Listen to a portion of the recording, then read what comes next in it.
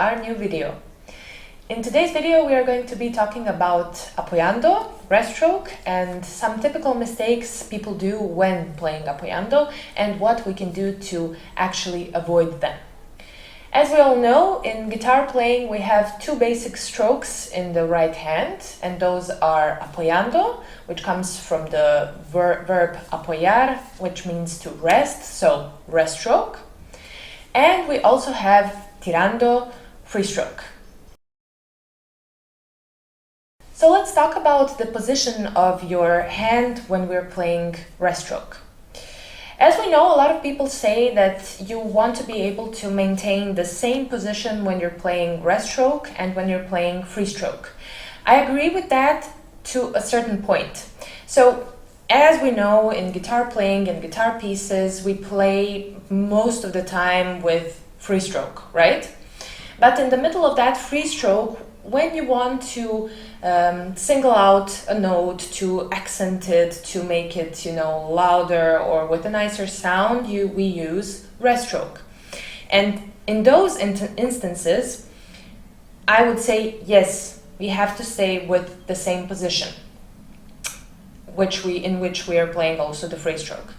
But when you're playing a scale with rest stroke, when you're playing a longer time with rest stroke, if it's a beautiful melodic line or something, I think that the position changes of the right hand, that we lean slightly back with it.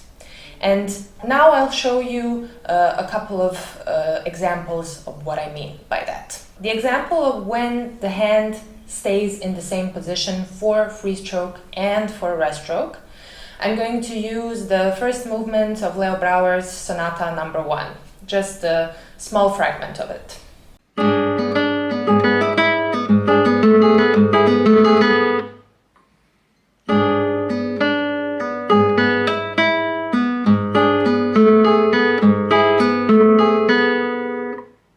So in this example, my position of the right hand didn't change when I played a rest stroke with the I finger to accent a single note. Now I'm going to use a different example when I do change the position of my hand, and I'm going to play the beginning of En Los Trigales by Joaquin Rodrigo.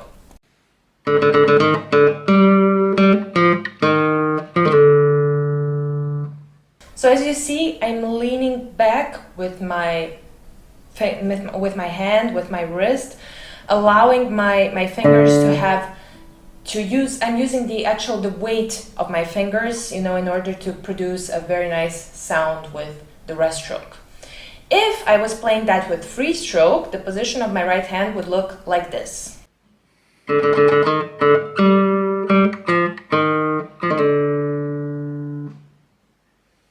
Now when we're playing rest stroke with the thumb, it's the same thing, but now in the different direction. When we're playing with IMA, we're leaning back. When we're playing with the thumb, we're leaning forward.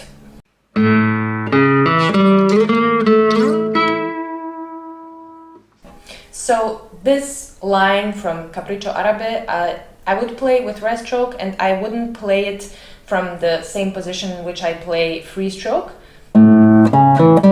Because of the shape of my nail, then I would only get the string with the flesh of my finger and not with the nail, and I want to get it with the nail there to have a more clear sound on the basses.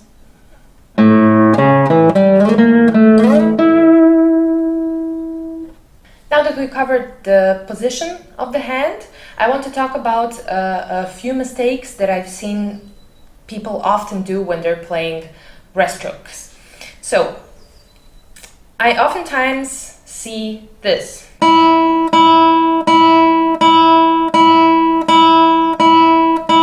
So you're playing rest stroke, and at one point, both of the fingers are resting on the string below. And we definitely want to avoid that.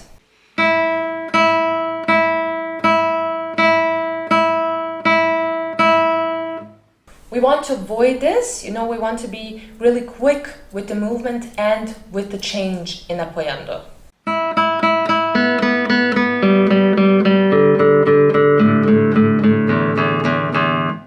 Another mistake would be, it's the same one but kind of opposite. So people often do this, where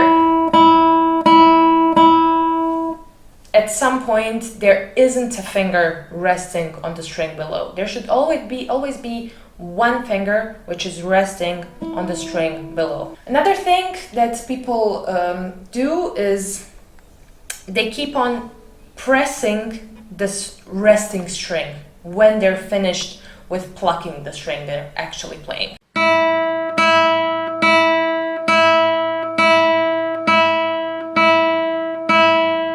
I'm exaggerating a bit now, but this can definitely create unnecessary tension in the right hand, and it can hinder your speed that you want to achieve with Apoyando, and also it can create not such a nice sound which you're aiming for when you're playing with rest stroke.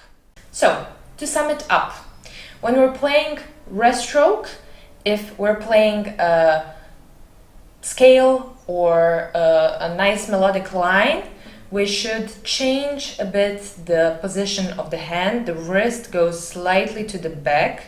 So if we're at a 90-degree angle on the string when we're playing free stroke, when we're playing rest stroke, we're leaning a bit. You know, it's not too much. It's not like that. But we're leaning just a bit in order to give space to the fingers and to really use the weight of the fingers and, you know, drive through the string. The next thing would be always make sure that one finger is resting on the string below.